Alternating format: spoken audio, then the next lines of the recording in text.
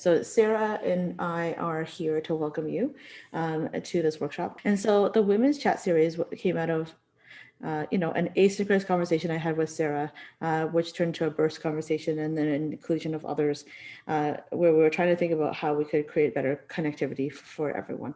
And so we came up with this idea called the Conversations in Healthcare, Academia, and Teaching as a format and a methodology that we chose women's issues as the first series, but that we would then expand into other topics later on. And so this is a format that you might see other ones, like I assume we're going to probably do something like a leaders chat or an educators chat at some point, and there'll be other chats that come up, but the idea would be that thematically they are supposed to work together as a suite and to generate content for our both our YouTube and our podcast as well. So welcome to this session, and we're really excited to have you here. Now, in terms of what we're going to do is, Sarah, can you walk us through the plan? So you're not dreaming. We actually do have the timings incorrect on this slide. We run this as a noon hour event, and we also run this as an evening event. So this would be the timing for the evening session.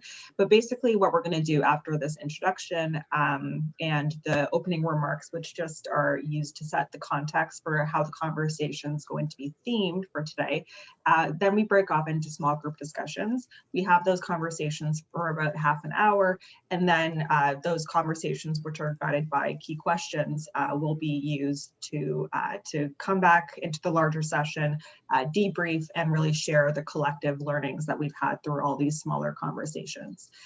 And then we'll conclude, and then as Teresa mentioned, we'll move into doing more of a podcast type recording where Teresa and I will have a conversation, and if anyone here wants to be part of that, by all means, stick around, but we'll have a conversation that really talks about what we learned from the discussions that took place. All right. So basically what it is that the inspiration for this one and this chat series is the idea that there's a persistent gender gap in academia and probably in healthcare leadership as well in many ways, even though women are increasingly in academia and healthcare as a great constituency within it. We provide a lot of the care.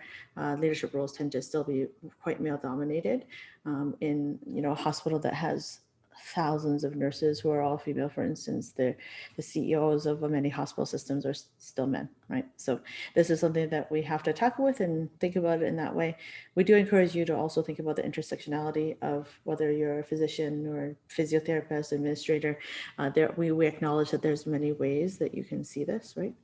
And our goal is to, in this chat series, help bring together women and identify individuals and allies to discuss challenges and learn from each other and build capacity to overcome barriers towards leadership in this particular series. We're going to kick it off now with getting to our topic of discussion today, which is around getting to we, collaborating and championing each other. Sarah and I will do a little bit of tag teaming. Mainly I've made the slides, so I'll do some of the chief talking and then she's going to add on as well. So the problem is that a lot of the times, and for those of who are on other disciplines, you may see this happening in your discipline as well, but in general workplaces, women disproportionately carry the burden of a lot of the collaboration. And this happens because women care for the collective, care about everyone on the team, and then this often manifests in stepping in when there's like uncertainty or someone isn't willing to do something, no one's like cleaned the sink in the common room for a while, like it tends to be women that step up to do those things. It is also something where people feel guilty about putting themselves first, and women often are in that group, and there's study after study that women will voice that. I'm sure all of us here probably have done it, where you may need to give more time to others, or you feel like you need to give more time to others than it is to do your own, protect your own time so that you can have your relaxation time, your me time, or even just deep work time where you have to struggle through a paper. I myself have found myself sometimes, if I'm accountable to someone else, I'm more likely to finish that paper than I am the ones that I have to author by myself. And so, this is just a reality of the way that we're probably socialized, and it's just something to acknowledge. And women often are desired as collaborators, though. So if you look at big companies and they've done analytics, women are often seen as someone that knows the lay of the land, understands, and maybe has information that other people don't. And they're often then also brought into teams, brought into collaborations and networks, and then maybe not always given the credit that they're due, because that's really important. And so I do think that this is something that I'd like to problematize for us. There is a Harvard Business Review article that is from 2018 that I kind of shamelessly kind of am citing in this, because I think that she said it better than I could ever do. And so I will point you towards that talk at the end of my talk to highlight the importance of this article and some of the solutions in that article. Now, another part of the problem is that due to your the highly sought after place in part of that team, we often do prioritize others, mentorship, team meetings, sponsoring others, helping others out, and again, kind of neglect where we are. We also spend less time doing our own work and our own deep thinking that can advance our, scholarship, our teaching, our leadership potential. And then we also then endure something called collaborative overload, where you have so many collaborations, you're not really sure where to go next. And so I hope that term is something that even though it might be new to you, it might just be putting a label to a phenomenon that you have found yourself experiencing. And so it's something to think about and to understand that. And so I thought I'd tell a story and then maybe see if Sarah would be willing and interested to share a similar story. But my story is that, and that's not me in the picture, although she looks a lot like me. She's a little skinnier. But the idea would be that I often do find myself as part of teams and have gravitated towards leading teams. But one of the things that I did find in my early career is that I would often prioritize a lot of work that I did with others more often than myself. And so what would happen would be that, I'm trying to carve out a niche as an education scientist, and I'm trying to put together a lot of the, like just getting papers out and grants written. And I'd say yes to a lot of things to collaborate, but maybe my first author publications would start to suffer because, I have a med student that I'm trying to foster and make sure they get their publication done, and, revision where, someone like one of my good friends that's on the call today, Antonia, was like, hey, look over my paper, or I'd get a request from someone to review an article or edit something. And I would always say yes to those things because I wanted to be helpful, because I wanted to collaborate with others and to do all this hard work. And I wanted to be known for being someone who's collaborative and affiliative and helpful. But that meant that sometimes I was putting aside my thesis, that I wasn't completing my scientific work, that I wasn't making the move on a next big grant. And so at some point I read this article and started changing my practice. And so it was a real struggle for me personally to start thinking about how I could double dip into multiple wins. So just because I'm supervising a junior person doesn't mean that I can't also then be a part of their team and help them write.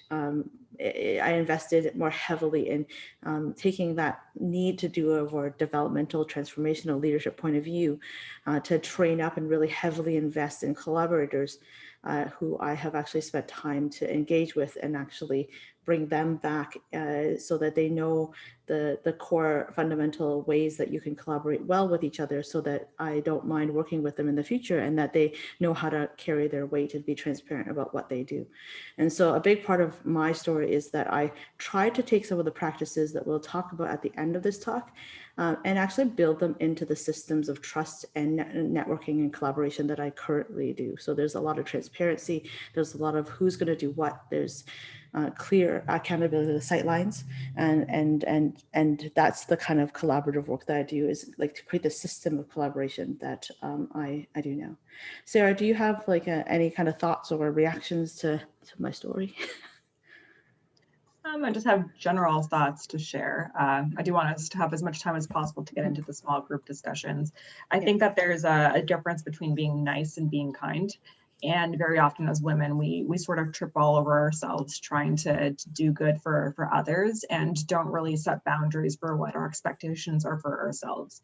And so in considering that, there has been a lot of work that I've done personally on trying to better establish boundaries, being able to better articulate the value that I bring to a team or to an environment. And so by understanding that, I'm able to say yes and no to different types of opportunities, which in the long run should lead to less being tapped into as a resource to fulfill a lot of unofficial tasks, and should probably be a more healthy way of using time and using my own personal mental energy and resources. Very often, just to kind of further supplement to what you've been talking about, Teresa, very often I've seen women do work that they're not recognized for, step up, keep going, do a lot of behind the scenes stuff that isn't recognized by leadership. And so I would just further emphasize that know your value, know what you want to do, where you want to get to, and don't always just agree to help out or support something because someone else doesn't have time to do it. Very often what I find certain colleagues do is they don't have time for the activities that they know are not going to be as front and center, as well rewarded as something else. And so as women, I think we do need to do a better job in just being aware of what is more front and center, what is less front and center, and be able to see through saying no strategically and saying yes strategically. Mm-hmm. Thanks. All right. So we're going to take these questions and I will pop them in the chat momentarily, but the idea would be that these are the 3 questions we wanted to break you up into the groups to do. And the first question is that I want you to think of your last team interaction and think about and share with the group maybe what role you played on that team. And then the other part of it too would be to let's talk a little bit about the guilt factor, and talk about, was there ever in that team something that you felt guilty about doing, or that you felt guilty about not doing because you were putting the team's needs above your own? And then I think that you could also talk about the idea of collaborative overload. What have you ever felt that? Or what are strategies that you did to help you work through that? And so I'm going to stop screen sharing, but I'm going to put those questions in the chat so you can take them with you into your chat, which is, like what we're going to do now. And the idea would be that these are questions that I'm hoping you can foster a conversation with. And Sarah, if you can, please set the chat groups in about 4 to 5 folks and in each group. And yeah, hopefully everyone can see those in their chat. There's the 3 questions. You can talk about one of them. You can talk about all of them. You do not have to go in order. You can have other lessons learned. Maybe our keynote discussion here has prompted you to think about something else, but that's the idea. Okay, so the idea right now would be that I did want to highlight that there are some solutions that when you are in collaboration overload or in a maybe a culture where collaboration is not yet a fabric of the design and the structures that you're in, is that we can actually create that ability to form a culture around that. And this is something that I try to do as I advance in my career, and I've been in more leadership roles around research and in other leadership roles. I've tried to actually make this culture around the mutual accountability. And these are things that you can do as you create that space around you for collaboration and I think that those of you who do scientific work, this will probably resonate with a lot of the advice you get when you're being coached to how to be a good author or co-author. I think part of it is the idea of mutuality and creating that culture around the fact that we're all in this together and having that rah-rah spoon ba, but that attitudinal conversation with your team, right? That we're getting into this and we're going to be a good team member to each other. And here are our touchstones. And this is what it means to work together well. Having that forming conversation when you're putting together a new team is fairly important, and trying to figure out who's going to be accountable for what and how and why and when. Clear contracting is also important. So some of this might be with regards to the idea of how to make very precise, the commitments, like who's going to do what session, how long it's going to take, what we're expecting you to do in between sessions. The more clear you can be, the better you can be as a leader. And then the last part would be the idea of transparency. So making sure that all parties know what everyone else is doing, so that it's very obvious that Chan should not take on another student right now. She's got 17. And that maybe someone who isn't actually currently supervising anyone might want to step up. And sometimes it's just making sure that those statistics are available and transparent, and it's not always easily accessible, which is why I think in all of our different zones, especially when you have multiple roles, because Chan might not be doing anything in the master's program right now because she is the assistant dean of faculty development, and actually that might be a huge portfolio. And so acknowledge that and understand that I am one person, but I hold multiple roles, has been something that I have to advocate and make sure people are very clear with me, and I'm transparent with them about how I can't continue to work at the same pace for them when I have something else I have to attend to, right? And so I think that's also your own ability to speak up and articulate all your participation is important. Just to go through it again, mutuality is where you actually form that team and you actually do that hard work it takes to talk about where your shared goals are, where you're headed. I just came from a meeting where Sarah held my feet to the fire a little bit around articulating that. What is the goal? Where are we going? What is the journey? And I think that's really important for a team. The next one would be clear contracting. And this is where we want to make sure that we're not ambiguous about the expectations. Like, it's kind of like with, I think many of you may have grown up with the household where you had more than one kid. And so, chores, like having actual handout that actually says who's on deck for which chore is actually really important, because otherwise I kept on having to clean the bathroom and my brother never did. And so having some kind of accountability framework, be able to account for that would be important. The more ambiguous you are, the more likely that there would be a chance for there to be some void that all of us feel this compulsion to fill. And I think that's important. Making sure that the requests are precise and guided across all team members, but especially when you're leading or that you're collaborating, so that you're bounded by expectations, so that you don't exceed or underperform, but also mostly sometimes making just very clear what that request is so that everyone achieves what they're supposed to do and what the next steps are. The last part is the idea of seeking a commitment response. So I think a lot of you may have been running meetings digitally where, like, will anyone take this on? And then you have to be willing to count till 15 for someone to unmute or type something. That does take an extra piece of time.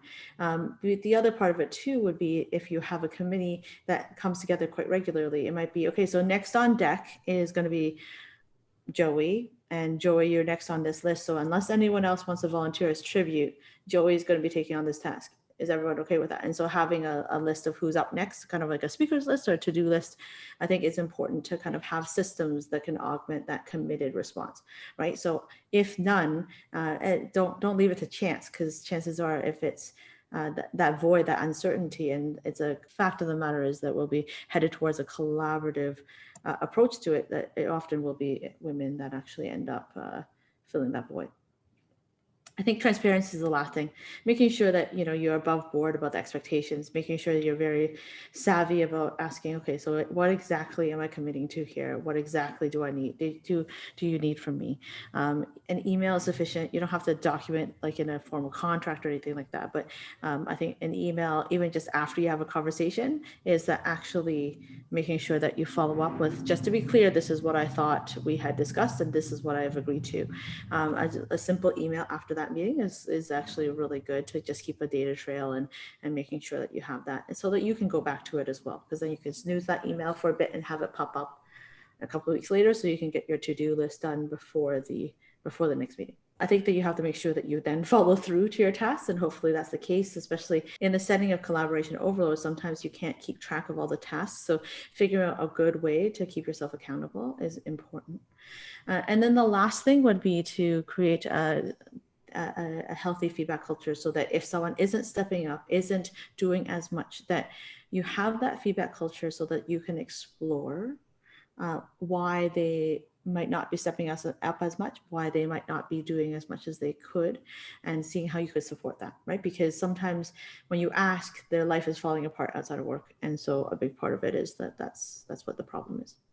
And so that's basically what I have. So that's a summary. And during the pandemic, I think we have to think about how we're going to engage our teams. We're doing things in new ways now. This is a chance for us to rethink all the collaboration techniques writ large, and not just because we are transitioning to digital. That's new for someone else. And this is the paper. So if you want to scan the QR code, you can hold up your phone, and I'll leave that there. And that's basically it. Yeah, if you got to go, you should go. But definitely, this is the HBR article that I have more or less paraphrased from, and it's a wonderful article that's a touchstone that really changed my life.